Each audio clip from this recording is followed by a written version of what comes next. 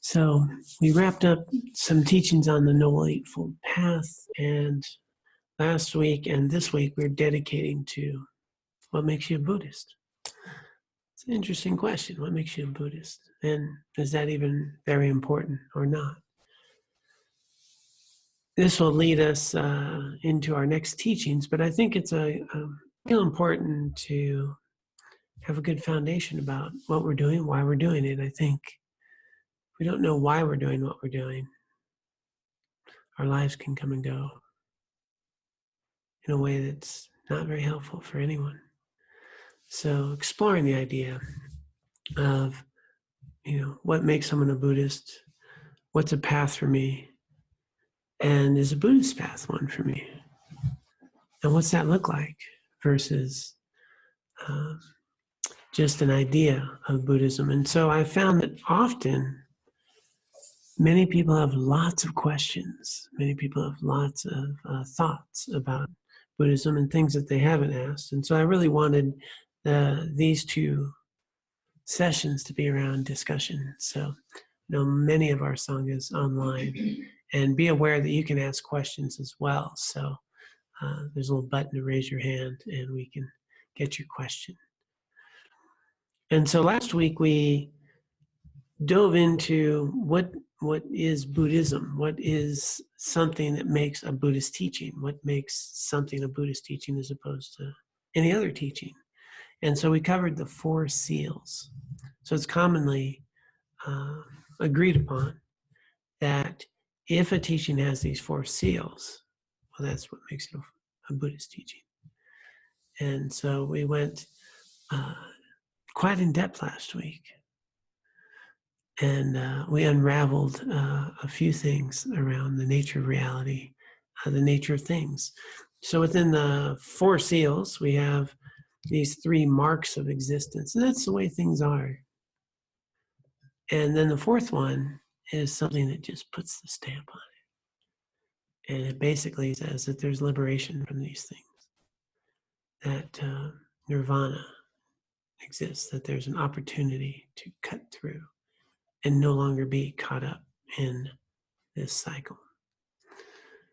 And so we had a rich discussion around that. So then the question is, this is a Buddhist teaching, and I asked Aaron a little earlier in the hall, so what makes a Buddhist? So he goes, well, if that's a Buddhist teaching, well, and if you adhere to those Buddhist teachings, maybe that makes you a Buddhist.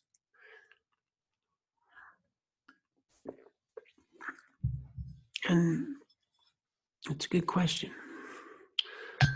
So with these teachings that have been handed down, people who have practiced, people who had put years in a cave, people who've done countless memorizations and trainings, people who have achieved realizations, people who have preserved teachings of different lineages, of Theravada lineages, of Zen, the Mahayana branches of Tibetan Buddhism. These people have dedicated their lives for this to be passed down with one singular goal: to remove suffering.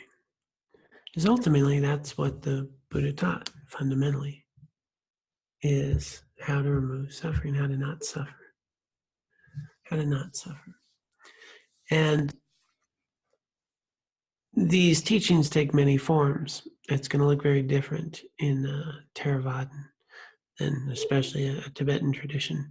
There's going to be these differences between Chinese Mahayana. There's going to be a difference with Zen. There's going to be a difference in the way it's shaped by different cultures. And all of these teachings are pointing away. Pointing away. So I always have pointing at the moon.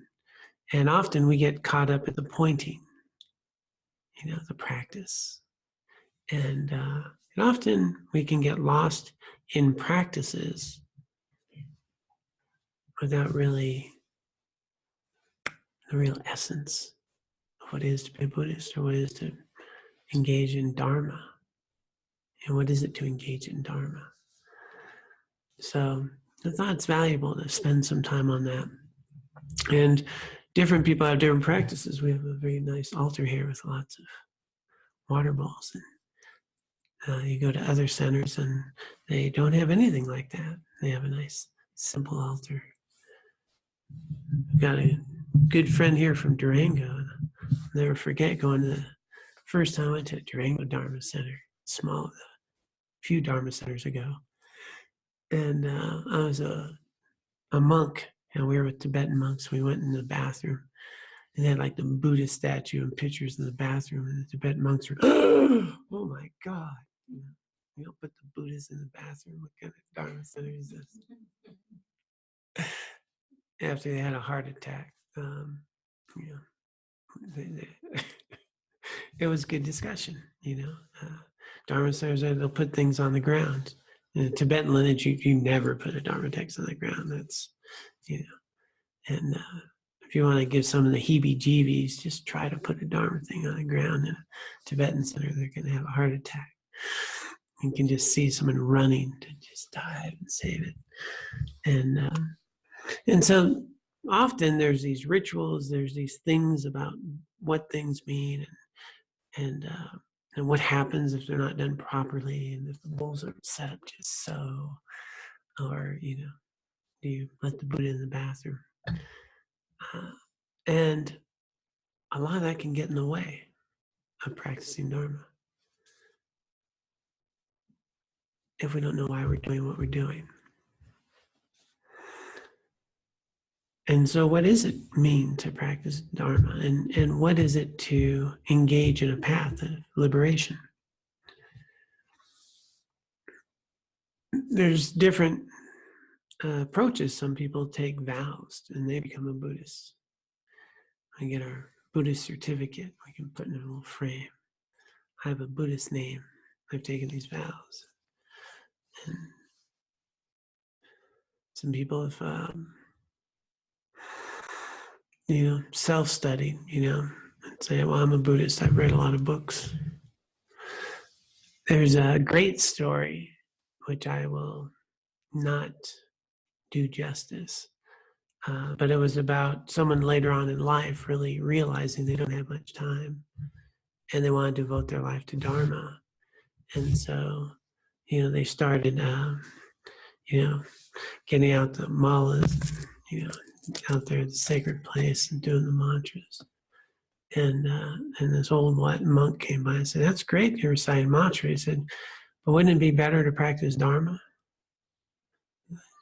Okay, well, I'm going to meditate, so it's that way. Next day he's out there meditating, and old monk comes by and says, "That's great that you're meditating. Wouldn't it be better to practice Dharma?" And then he said, "Wow, I can meditate, study." So he's got his text out the next day, and going through the text, and monk comes by and goes, "It's really good that you're studying. Wouldn't it be better to practice Dharma?" And the gist of the story is that we can be going through motions, or we can be cultivating wisdom. We could be doing practices, or we can be eliminating the grasping that creates the suffering. And if we're practicing Dharma, all of the Dharma teachings are centered on a very simple premise. And that is that all of this mental and emotional suffering I'm experiencing comes from confusion, misperception. It comes from misperceiving self and others. So am I doing things that give more clarity, or am I doing things that create more attachment?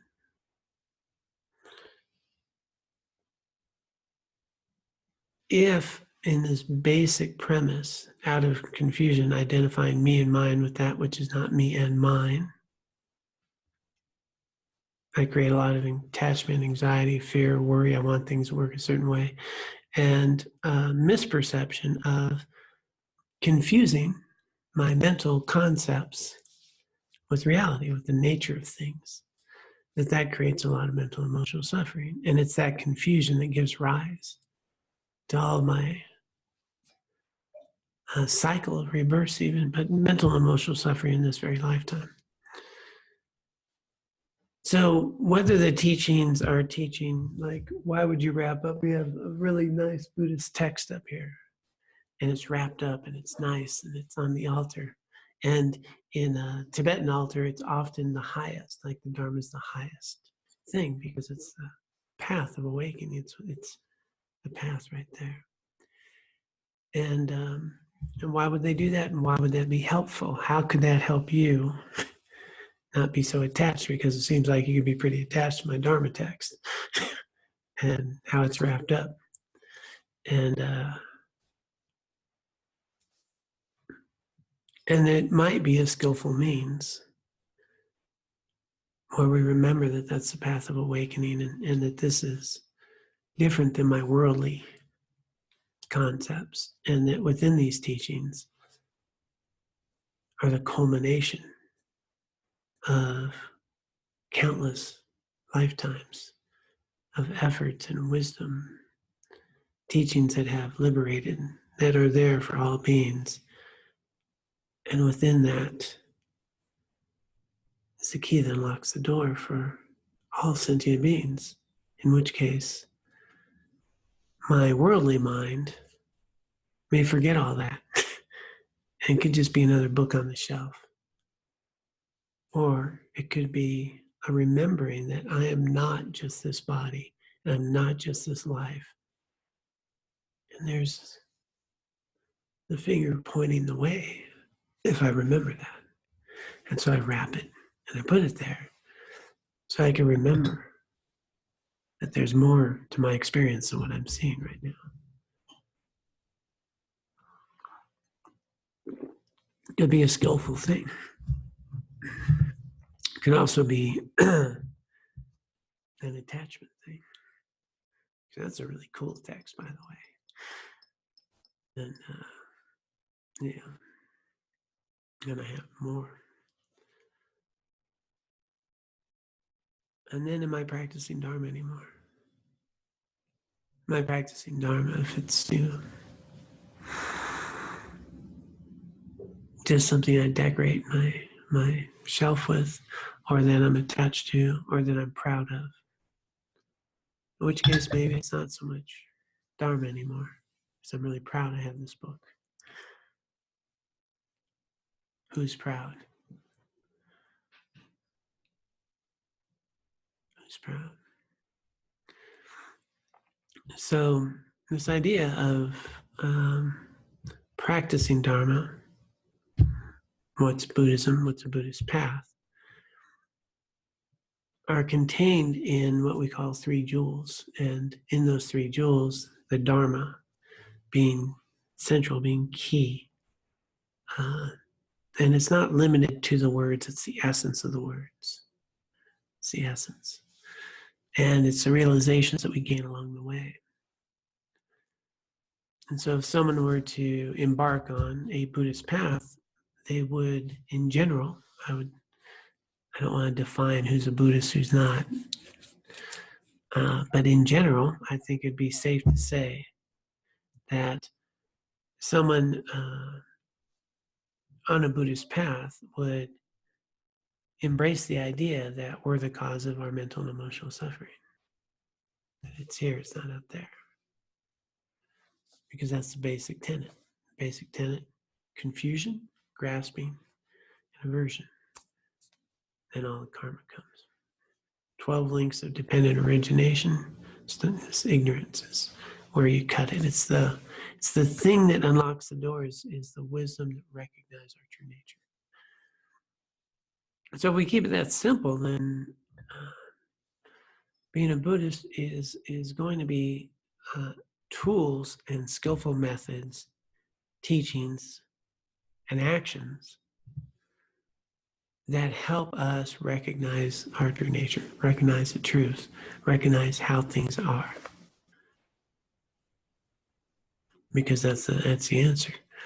So most things, Buddhist, are just physics, quantum physics, the nature of things. And and helping us to see those more clearly. Help us break through a deceptive lens that is perceiving things incorrectly.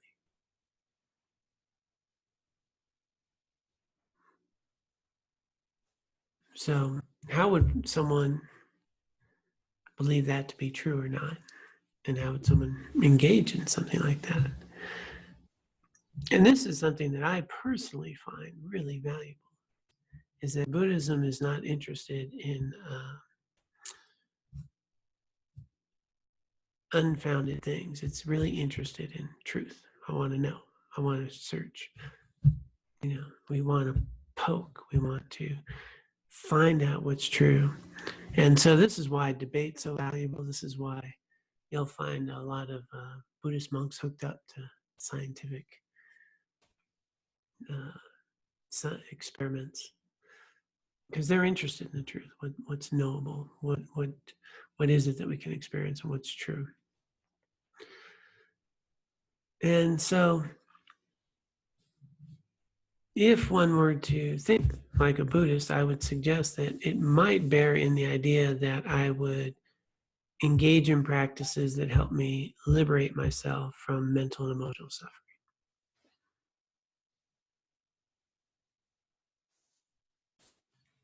in the long run. Because that's the tricky business. I can sit in a jacuzzi and be pretty liberated from a lot of mental and emotional suffering. But I might be simultaneously creating the cause of more suffering by my attachment to that jacuzzi, by what I'm not dealing with, by the grasping to the sensations of that. So one of the really good answers that I liked, and good's a relative term, I liked it, was what's Dharma practice, was anything that we're doing that is going to cultivate a lasting sense of well-being. Anything that we're doing that's cultivating a lasting sense of well-being. A lasting sense of well-being. And when they're defining that lasting sense of well-being, they're defining a sense of well-being that is not contingent upon a stimulus of any sort. So anything that I'm doing that's creating more inner peace or tranquility, a sense of well-being, is contributing to that path. And so that could be many things. But it doesn't include things that add to my attachment, that add to a greater sense of self in a misperceived way.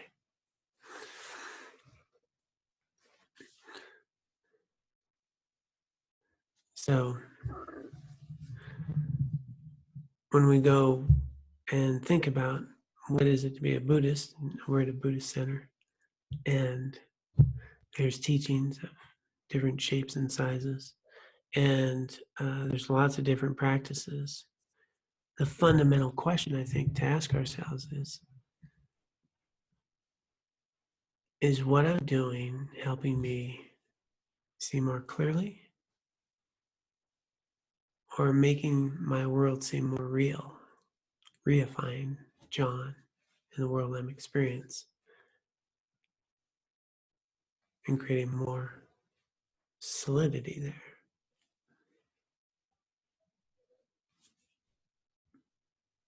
Then, if I'm doing anything understanding the nature of how things are, the interdependent nature of things,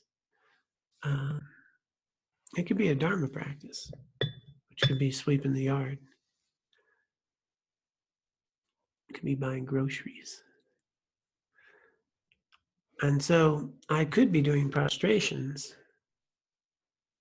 and cultivating pride,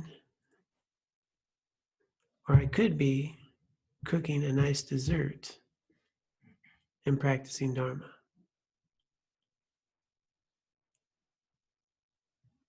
And so what would the difference be?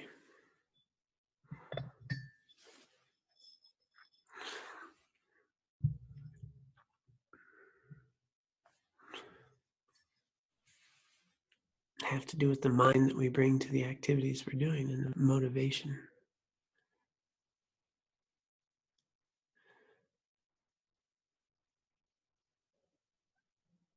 So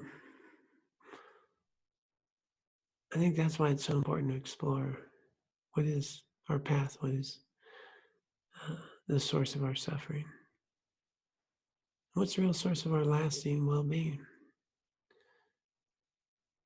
Lama, yeah, pretty sure it was Lama Yeshe.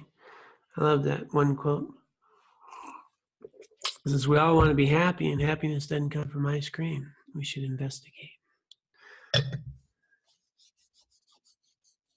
Yeah.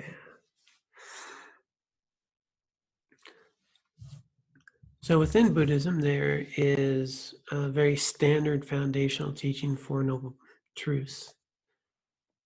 And it outlines there just very clearly. I know we touched a bit on that last time. And it really doesn't start with the creation story. It basically says, we suffer, right? We have, and last week we talked about that not being a great word. We talked more about dissatisfaction, more subtle stress, more subtle discomfort, and translates into extreme suffering. And that the cause is identifiable. So the cause is very identifiable. And so the question is, if I want to investigate the cause of my suffering, and someone tells me what it is, I should be able to check, right? So if someone says, like in the Buddhist teaching, that the source of suffering, often you'll hear is what, does anyone know what I'm put out there, the most commonly taught reason for the source of suffering in the Four Noble Truths?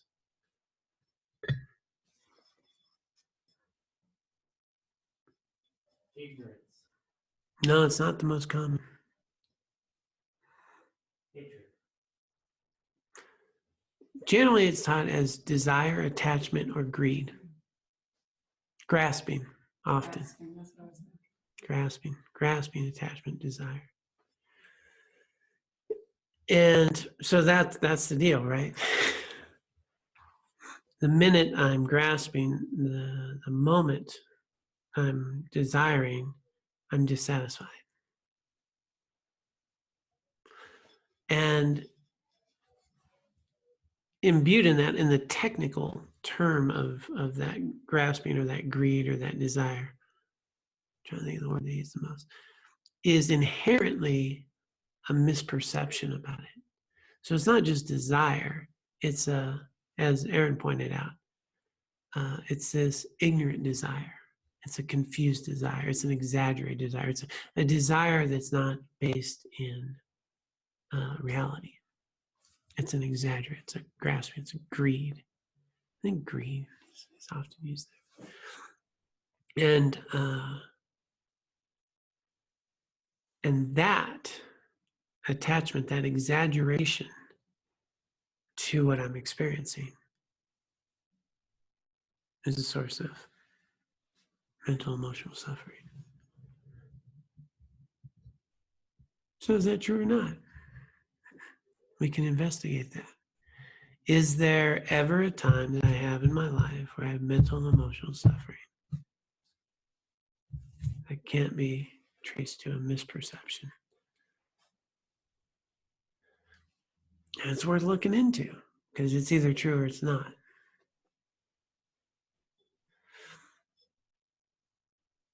And if it does bear to be true,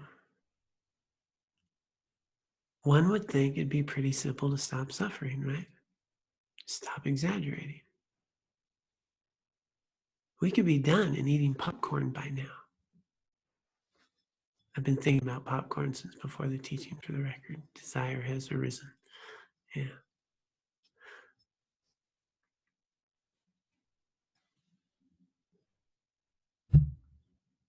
So what's the problem? And why do we need all this? If that's true, and we can investigate it, and it either is or it isn't, what's with all this?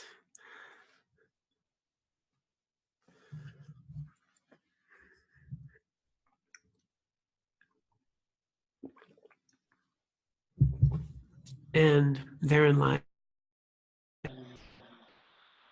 is because we may find that even though that makes sense, even though I can logically go there, even though scientifically I can see the particles of things and the interdependency of things, even though I can sit here and know all of this, I can have a talk, I could have it explained, I could even have a moment of clarity and a piece of that. 10 minutes later, I could walk outside and the world I'm experiencing seems very solid and real.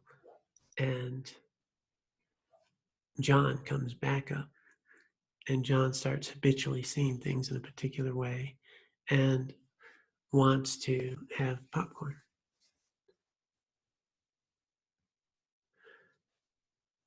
So, in other words, knowing the answer doesn't help a lot. Even meditating on the answer doesn't help a lot. There's people that have spent a great deal of time meditating on the nature of reality, on emptiness, and even had tastes of that and haven't found much liberation and even have had more aggravated mental states, less patience, less kindness, less ease. And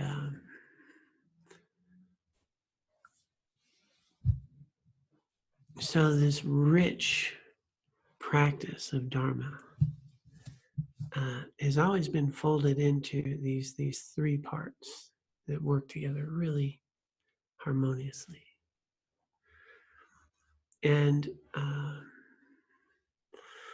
it's taught that Dharma itself is in these three categories, but they're one doesn't work without the other. So we have a training in wisdom. We have a training in wisdom. We just did the Eightfold Path, so from that perspective, right view and right intention.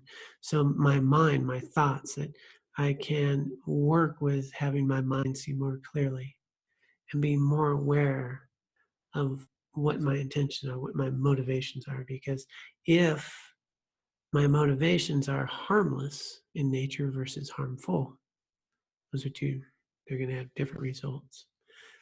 So does my mind come with the right intention of renunciation of harmlessness? Is that how much, or is it coming from self and grasping? Which is going on here with the mental activity of why I'm doing something. So these trainings on wisdom to start to see those. And then the training on ethical behavior, virtuous behavior. That without the ability to create the conditions, because we are not an island, that's a real key thing. I could sit here and go, I'm going for enlightenment, but I can't even have life without a drink of water, without a cup that holds water, without the food, without the people in my life. That everything I'm experiencing is an interdependent experience. There's no just John here. And so if I want to recognize the nature of self, the world, the experience, I'm going to have to live in accordance with our own highest potentials here. So this ethics, this virtue that gets created, the conditions that ripen, that can help alleviate that grasping and create conditions for more inner peace and well-being, and conditions to work within the fabric of how we experience each other, conditions that provide teachers, conditions that provide teachings, conditions that provide for the path to unfold. So that middle piece of ethics, really important, but not enough. The third piece is concentration. The third piece is the mind. The mind has to be serviceable. So I can develop that concentration, and the ethics help with that. And then the wisdom can be imbued with it. And so the Dharma practice is really these 3 higher trainings of ethics, concentration, wisdom. And they're extremely interdependent. And if they're not balanced very well, they're not as helpful. They're not as helpful. So if I'm thinking about Dharma practice, if I don't want to suffer, pretty simple. One way to stop suffering is stop doing things that create suffering.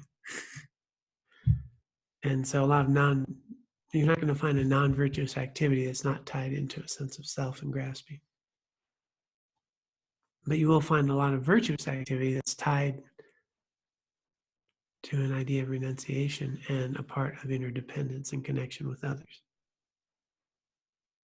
So certain actions are going to be more towards a mind of less grasping, and other actions will be much more of a mind of grasping. And if we start to understand virtue that way, it's not about being nice to the other person. It's about really engaging in a path of awakening, recognizing that my interactions are going to lead to a lessening of my own prison or a formation of it.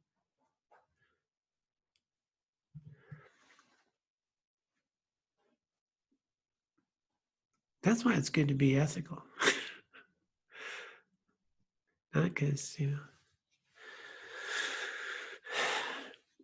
how people will think about you. I'm either liberating myself or I'm imprisoning myself. And the ability to meditate, the ability to have a stable mind, a mind that's not caught up in distraction, and that mind is going to do a lot of unethical things out of misperception all day long, right? I think we can all relate to that.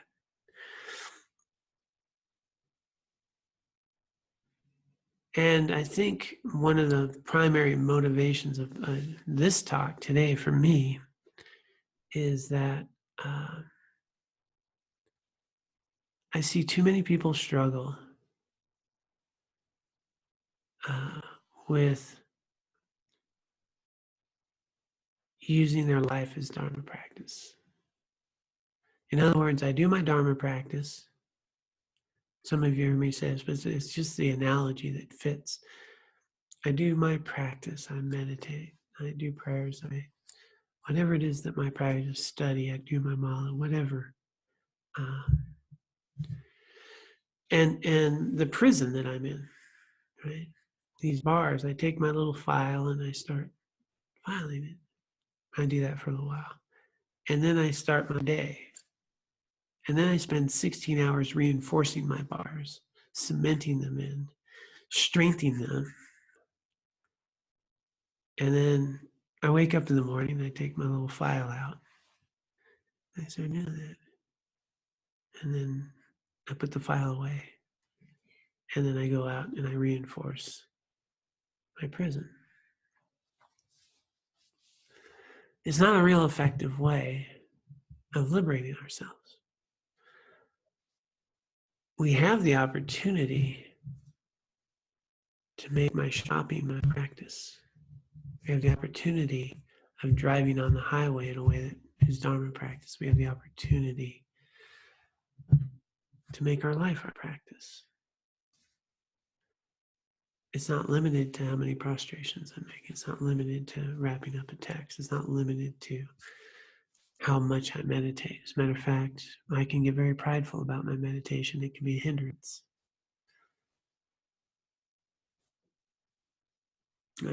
One of my friends used to get so annoyed at another friend because the other friend would always tell him, yep, 1,220 days of meditation. Just keep track. And then it's funny because, I found it amusing that here's someone caught up in that. So that's a bit prideful. It could be problematic. But the other person's annoyed that they're being prideful and they don't feel like they're really doing their practice right. But they're doing the same kind of thing, because now I'm reifying and I'm judging what somebody else is doing. And then that's a cycle. And then, and then they tell somebody, and then that's a cycle. And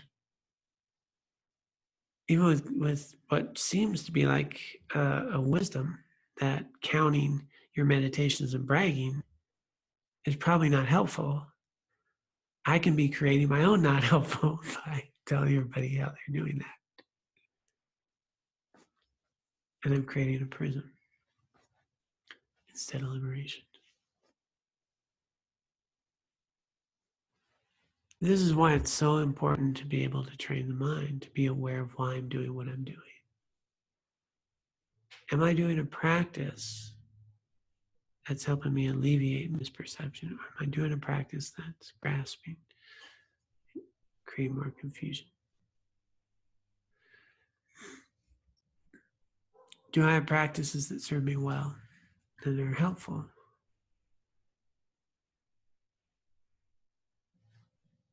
Can those practices translate into how I speak to the neighbor I don't like?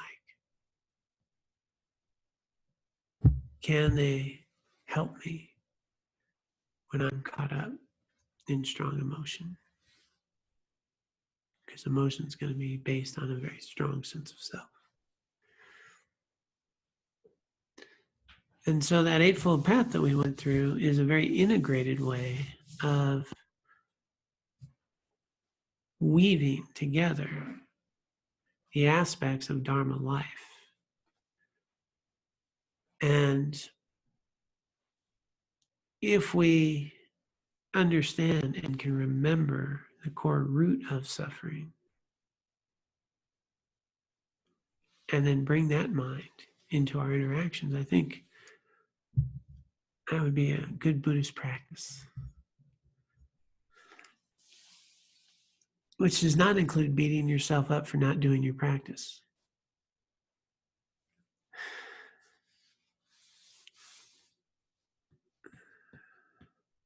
Right? Man, I'm such a bad Buddhist. I didn't do my meditation this morning. Man, I suck. Not a good Buddhist practice. I didn't get to my meditation. Wow, I have some strong resistance to that. I really see that resistance arising. I'm aware of that resistance. I'm going to keep plugging away and want to meditate because I think it's important. It might be a good Buddhist practice.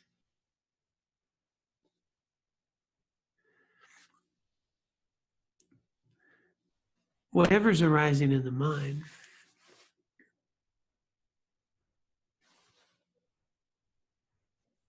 is the resultant karma that we've had. Anger, resentment, jealousy, joy, whatever. What's happening, those things, it's the result. At this point, it's irrelevant. What's relevant is how do I respond? And once you know that, now you have Dharma practice. Everything, including, like we have this little Dharma discussions on Tuesday mornings, that, wow, I still get angry. I still have all this anger.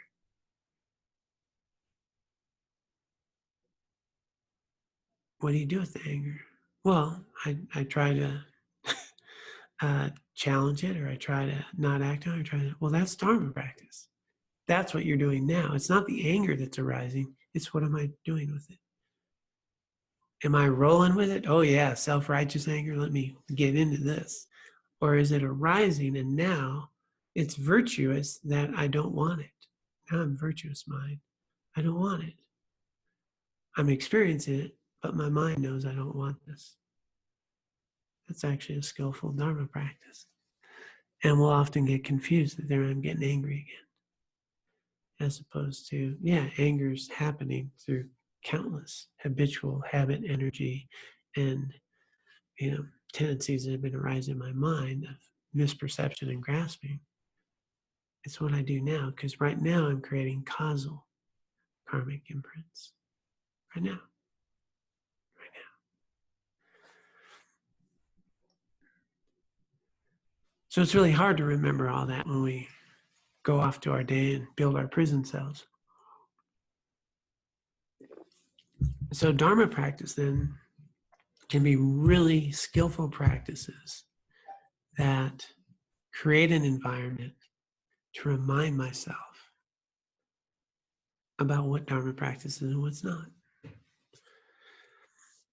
What's that require? Well, I'll tell you what, probably more than reading a book, probably more than self-study, probably more than going to a Dharma center.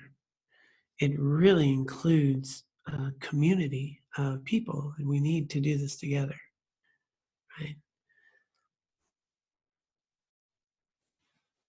If I'm around, like tonight, we're talking about Dharma for an hour, hour and a half, whatever we're doing. For an hour and a half, I'm not building a prison, right? If I'm doing a practice, maybe I'm not doing that time. But the habitual energy of my mind and the habit forming as we go out there, it's much easier to drop right back into misperception. And so we need to create conditions. And that's where we speak a lot about merit. The idea of, like all of this is an incredible opportunity to create merit.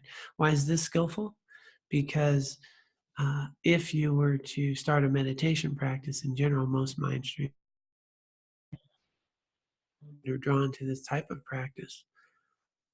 You're envisioning all the best qualities of all the enlightened ones and the love and the kindness and the nature of reality embodied in front of you, and you're filling up water bowls delicately for the benefit of all sentient beings, and offering the best that we have and done just so, and decorated, and prostrations that by the time you get to meditate, the mind that's there is in a whole different environment than it was before. I'm just going to plop down and going to meditate. You could have that mind, other people can do that, but this is this incredible skillful practice. When you walk into a Dharma center, your mind is like, whoa, right, awakening, enlightened ones, kindness, text written by so-and-so that's been handed down. It's got the path of awakening. My mind is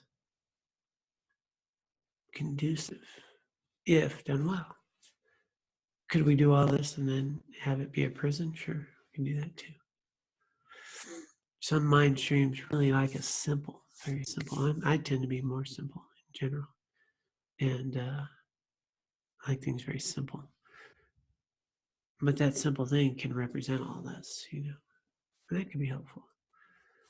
I wear a little string around my neck, a little blessing cord. It's given to me by some lamas. And every time I touch it, it reminds me I'm much more than this body. And it brings my mind back. Could you put a Post-it note?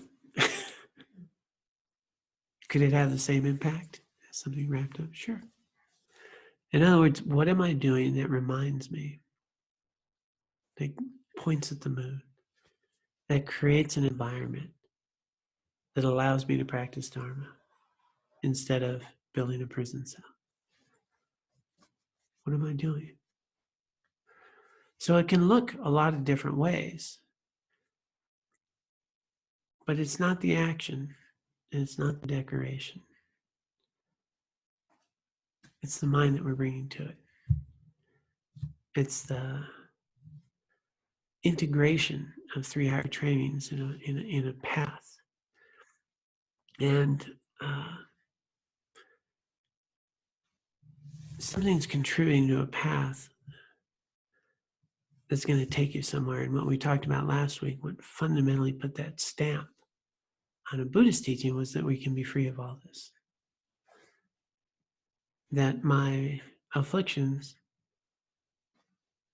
are unnecessary. We don't have to be like this. And so we need a path. So I'm just going to pause there for a moment and see if anyone had any questions or thoughts or comments, whether online or here in person.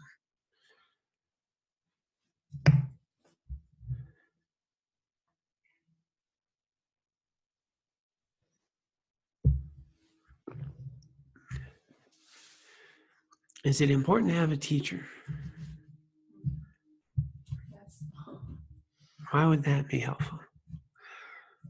I'll say this, maybe a comment, question, and you and I've had these conversations before, I think, but I've always had trouble with the use case of actually calling myself a Buddhist, in terms of how can I use this to liberate myself? How can I use this to progress in the practice? And the idea of calling myself a Buddhist really just has this fixed entity to it. Now that I'm this and I have this label, now I have to do things like this, and now I have to do things like that.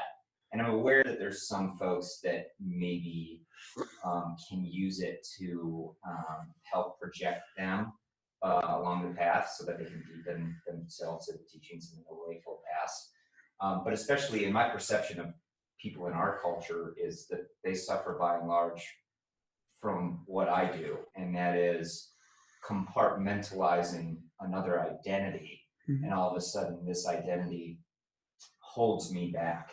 There's attachment there, there's grasping, there's fixed view that really seems to be much more detrimental than if I were to just use the language and say, well, I'm a practitioner. And there's still some identity that goes along with that, but at least there's a little bit of a distance between saying I'm a Buddhist versus, yeah, I practice these teachings.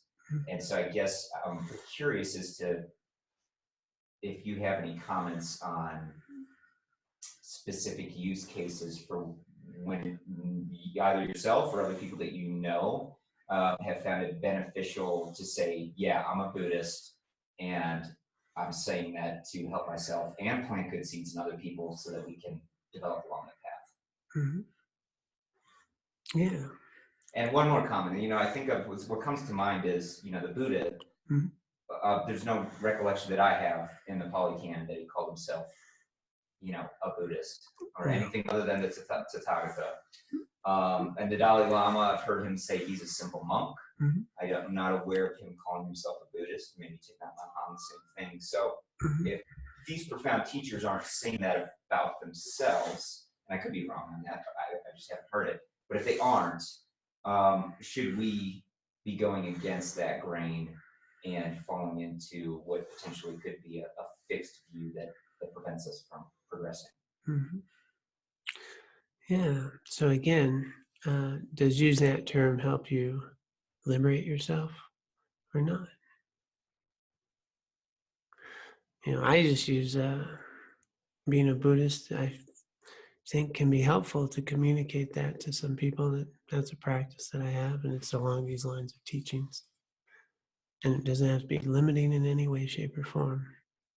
And then there's others, for example, who say that just the fact that you say you're Buddhist means you're not a Buddhist because you're identifying a label. And so there's a journey there. And I think the discussion I was bringing up is that there's certain mind tools, methods that help people in certain ways and don't work so well for other people. So, but if something, whether someone calls themselves a Buddhist or not, creates a sense of self to have some adversity towards, well, that could be very helpful, because it's the whole point of what is it that is finding something helpful or not helpful, or being restrained or not being restrained. When they asked the Buddha what he was, are you human? Are you a god? Are you this? He said, I'm awake. So, and so being awake is beyond concept. So these are all just concepts and labels. And a label could be very helpful. I was trying to tell you, how to get to the gas station. It'd be helpful to put a label on the gas station. It's Conoco. It's on that corner. Is the Conoco, anything more than a label? No. Is a Buddhist anything more than a label? That can be really helpful to explain that these are the types of teachings that I follow. It can be helpful, especially to communicate that. So you wouldn't know I'm going to pull out the Holy Bible later, because that can be confusing. So for some people, it could be really helpful in a lot of ways. For example, we all have a journey that we're on. And before I knew anything about Buddhism, I started to study and practice certain things. And there are certain labels and identities that help me get to the next place. Help me get to the next place. I mean, I remember getting my certificate of being a Buddhist. And it was a meaningful thing to me, And it inspired me to go to teachings more, which inspired me to have a little more wisdom that that's a piece of paper. So in other words, it served a purpose for a point. And then maybe it served less of a purpose. And so some people who just appear in, obviously Buddhist center would be helpful to have a name if they're interested in learning about that. And as we come along, certain things that are helpful at a certain time maybe are not as necessary, or certain things that were once restraining could actually become quite beneficial later. Because I'm on a continuum, and my awareness is that what I'm experiencing is always an interdependent relationship, and I'm bringing a mind to it with certain afflictive states. And certain things are going to be more conducive for your mind stream for practice than someone else sitting right next to you who's drawn to a different type that has found practice. And so I think that's the broad brush I was hoping to get into, is that it's not about a label, and it's not about a particular practice, and it's not about a restrictive way of being, but much rather what are the tools, methods, labels that help one on their path. And does it fit in with creating less of an identity with and more of a knowledge of the nature of being? So for some people, they feel very good that they're Buddhists and that they're Buddhist things, doing Buddhist liberations.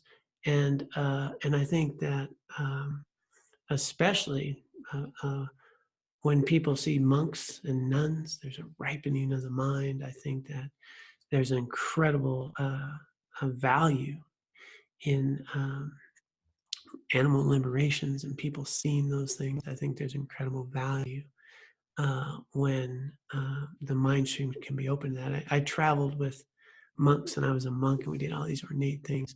And what I saw across the United States was a lot of people had no experience with Buddhism really open up their hearts and transform their lives in ways unknown. And they didn't necessarily become Buddhists, they became better Christians. They still write to this day. I actually even spend quite a bit, I used to spend quite a bit of time in very conservative Western Ohio, which is the Trump land. And they feed me and house me, and we do incredible things there. So I think there's incredible value in using the labels in ways that can really inspire people.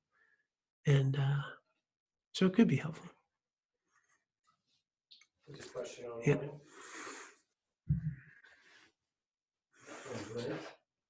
Hi, Brent. This is only loosely correlated to today's Dharma Talk, but of peak interest to me.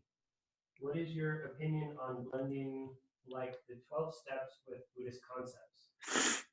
Yeah, so good question, actually. Going back to what are we doing, and does it help us alleviate a sense of self that creates suffering? And and for those of you who don't know, there are 12 steps are 12 steps that originally founded in Alcoholics Anonymous, but has been now used widely across a whole wide range of treatment modalities, from all types of addictions to codependency and so forth. So these 12 steps are this method of really working with. As a matter of fact, I think each one of them, I could make an argument for eliminate ego. So it's probably could be very expertly and skillfully intertwined with the Buddhist view, because again, each of those steps is designed to create a lesser sense of an egoic self that creates a lot of suffering. They're all about humility in a sense. So I think that bringing the blending, when we think about blending in terms of what's a pure teaching or this or that, I think that gets back to what Brad was pointing out. We can get too restrictive. If I am engaged in a practice that helps me see things more accurately, well, then I'm on a Buddhist path of Buddhist teachings. It's in alignment with them. And could I also be doing that and be on a Christian path? Yeah, probably. And could I just be a 12-step member doing that? Sure.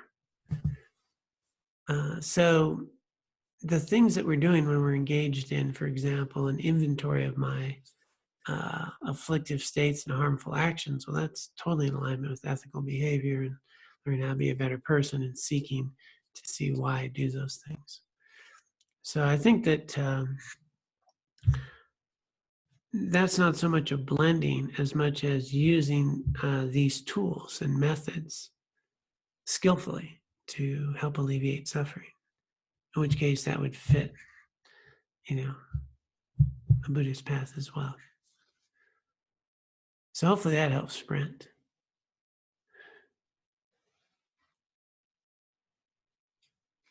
And so, yes. I was just saying, for me, it was like when you hit a difficult time, that's when you start seeking, how can I alleviate my suffering, right? So for me, it was familiar because my mom was doing it around me, and there was a certain, like, I loved the incense, I loved the pretty altar, like, like it was, as a little kid, it was just kind of like inviting, and there was a certain sense of peace around that space that she had created, and I didn't totally approve of her teacher, so is why I didn't like jump all on it when I got a little older. But when I met the monks, there was a new, like, wow, okay, this is why you would practice it, and this is what I see can come from practicing the Dharma and becoming a Buddhist, And so then it lit another flame in me, but then it's hard to find. It's hard to find people that are practicing and people that are, around you, because I still felt like I needed guidance. Like I didn't know enough. I didn't, just better practice on my own, And it wasn't until, my husband going through his injury that made me go, I have to find something now, or else I'm not going to be able to float anymore. I'm going to sink, And for me, it was just like almost like someone throwing me, a donut in the water, totally rescued me, because it was like, oh, okay, I have a sense of where this suffering could lead to. Like there's so many religions where they're just like, if you're going on the wrong path, then all these bad things will happen to you, and so much like, I feel like all this guilt gets put on the kids, and it's not real. It's not, and so for me, Buddhism just spoke to what was real. I want to be a good person, I want to alleviate my suffering. I want to, be happy. I want to be able to I want everyone to be happy. So what, religion would speak to that. And so to me, it made more sense to call Buddhism a way, it's a practice, not a religion. Like it's, because that made more sense. Because we're like, oh, okay, all Buddhism is trying to do is teach people how to be more compassionate and loving and understanding. And oh, don't we all want that? So to me, it spoke to everyone, every religion. And I never wanted to like be the one that said my religion is better than yours, or my religion is gonna, you know, save me and save you. Like you have to do it. I never want to be that person. So for me, I like the idea of Buddhism being a way of life. It's just a practice, not a religion. Because to me, that's what it really speaks to, is just want to be a good person, want to be around people that felt the same way, and treating people with kindness, love, and compassion. And I was grateful that, you know, you guys were here, and I want to spread it everywhere. I just wish there was a place for everybody to feel like they could practice that, you know, and only that, and not be, you know, constantly judged and, you know, told they're doing right or wrong, or, you know, and just accepting. Like I felt really accepted also with Buddhism, not as judged. Where everywhere I go, it seems like judgment, you know. So it was kind of nice to be in a neutral place where I just felt like, okay, I can just fully be myself, and I'm still going to be loved. Yeah. So. Yeah, and there's a comfort you found, and you know, I think those things are wonderful. And I know there's another question, and just a comment on there is that would it also be possible within different things and do it very well? And I think I've experienced people of different religions that have that comfort and don't judge and are good examples. And so it doesn't matter what religion. As far as what you were citing about being loving and kind and caring and accepted, those qualities I think you can find. They can be, right? And then also you could be judged in a Buddhist religion. Trust me, you know. Oh, our lineage and that lineage, right? And then how you practice, you know, that could end. I think those are things you were pointing to as well. So, monks that you studied with weren't like that. No. Okay. Well, that's good to know. People are people. Yes, I think there's another question. This is from Michelle. Speaking of the 12 steps, do you have suggestions for dealing with someone compassionately who repeatedly is under the influence and whose actions create suffering in a relationship? I'm struggling to feel trusting and respectful for someone who is erratic and creating harm in our interactions. I'm trying to use skillful means, but am perceived as using ultimatums and having unrealistic expectations. Yeah, thank you, Michelle. It's a difficult situation, and I think the big confusion often comes in when we talk about being compassionate, because compassion has one interest: to remove suffering. And so, if we're in a relationship, whether it's a family member, friend, or partner, the most compassionate thing I can do is ask myself, what's the healthiest thing to do? And I found that has helped clarify many of my own questions. When I don't know what to do, or what would be compassionate, or what would be loving and kind. Because enabling a behavior that creates suffering is not compassionate. Having a boundary could be very compassionate. And the big question to help me, and this is just my own personal clarity, is when I don't feel like it's clear sometimes, is I step back and I ask, what would be the healthy thing to do?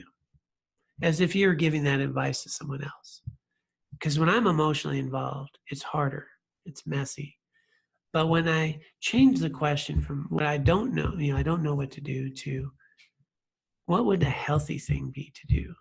It kind of gives me a little space, and I step back and I go, well, the healthy thing might be to have a boundary here, or to, do this other action, and not to engage in these types of conversations, or to have some some symbols here. In other words, what would be the healthy thing to do that could promote some long-term benefit? And in that way, I often will find the compassion action.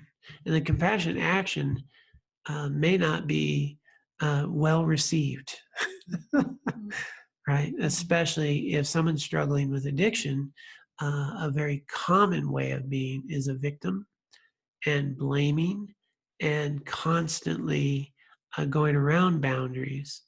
And that's just out of the misperception, the confusion, the suffering they're having. So an excellent question, and the question becomes, at some point, for the greater well-being, is it more compassionate to have a boundary than to enable a behavior that creates suffering? And sometimes the answer will be the boundary. Sometimes a little bit of love and understanding's okay too.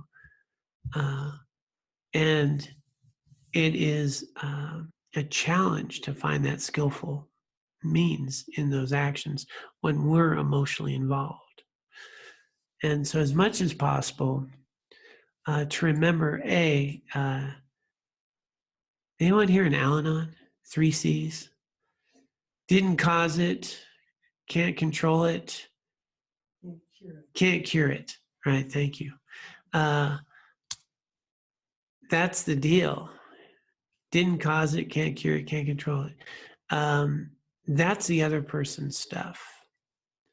And so when we're interacting with others, we need to know that they have their own causes and conditions.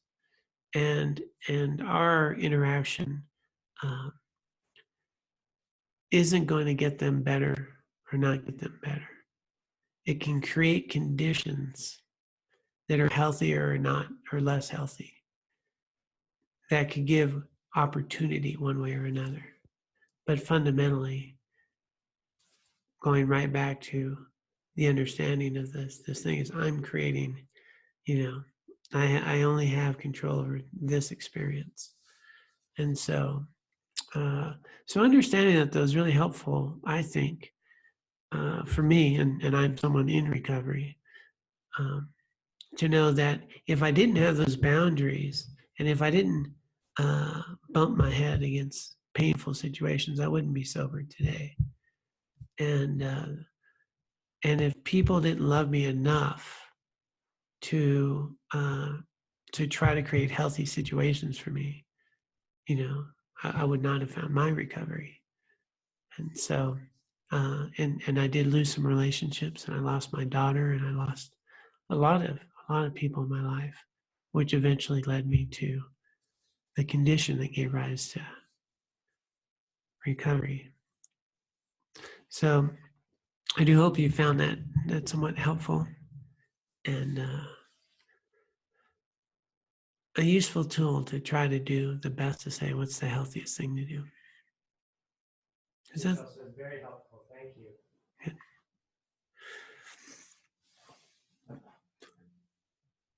Okay, we've come to the end of our time. I was trying to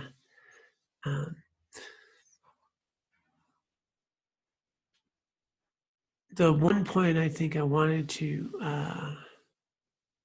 go back to, which is that we are all at different places on our spectrums, and we have different mind streams, and so different things speak to us at different times and can be helpful or comforting or agitating.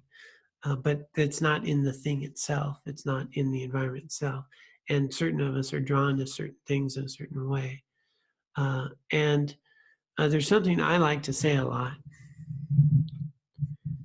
and I think it's valuable, is that I have found that we need teachers and temples and books to learn that we don't need teachers and temples and books. Right? In other words, we can't get here without this. We have a Dharma center that we see a sign and we're looking for something and we're ready. And all these practitioners that I've met, that I've had time with, that have studied books, have done that. Fundamentally, many of them get to a place to go, I'm none of this stuff. But I would have never got any of that stuff without all those who maintain the conditions for it. And that's true of Catholicism, it's true of other religions, it's true of those things. I know a priest, an old priest that we did a talk together, and he's like 74 years old. He comes over to me after, he goes, it was an interfaith talk. He goes, I just want to let you know, I've taken the 5 Buddhist precepts. I have a lot of respect for your religion. Well, that's pretty cool. And simultaneously, when my mom was passing, I was a Buddhist monk and I was leading the Catholic Rosary. And happy to lead a Catholic Rosary because I was doing it for her, for them. So can a Buddhist labeled being say a Christian prayer? Sure. Can a Catholic priest take Buddhist precepts? Sure. Because those 5 precepts fit totally in the 10 Commandments. And some of these labels do exactly what you're bringing: restrict and differentiate and obscure. And sometimes they're very helpful to identify and help. And the reason I wanted to have this talk was to highlight these things, that we need to find methods and means that work for our mind stream where we're at today that are helpful for us and not restrictive, and supportive for our journey, so that we can use the whole of our life as Dharma practice instead of a few rituals or practices that just chip away at bars that I reinforce. And so it may look different for a lot of different people. But fundamentally, the question is, am I doing something that is helping me engage in this lifetime in a more accurate way that reduces my misperception, or in a way that increases?